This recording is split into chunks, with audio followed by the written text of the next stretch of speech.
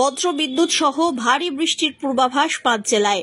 বৃষ্টির জেরে ভ্যাপসা গরম থেকে খানিকটা রেহাই পেয়েছেন বঙ্গবাসী। শনিবারও কলকাতা সহ রাজ্যের বিভিন্ন জেলায় ঝড় বৃষ্টির সম্ভাবনা রয়েছে। দক্ষিণবঙ্গের জেলাগুলিতে 20 এপ্রিল পর্যন্ত বৃষ্টি হতে পারে।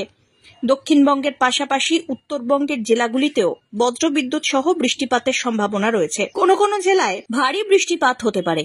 বৃষ্টির সঙ্গেই বইতে পারে ঝোড়ো হাওয়া। রবিবার পর্যন্ত দক্ষিণবঙ্গের বিভিন্ন জেলায় বজ্রবিদ্যুৎ সহ বৃষ্টিপাতের সম্ভাবনা রয়েছে।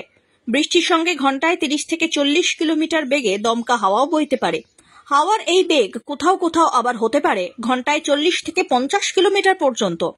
আবার কোনো কোনো জেলায় সর্বোচ্চ গতিবেগ হতে পারে ঘন্টায় 60 কিলোমিটার। 21 এপ্রিলও দক্ষিণের কয়েকটি জেলায় ভারী বৃষ্টি হতে পারে বলে জানিয়েছে আবহাওয়া দফতর। ব্যুরো রিপোর্ট, আজ বাংলা।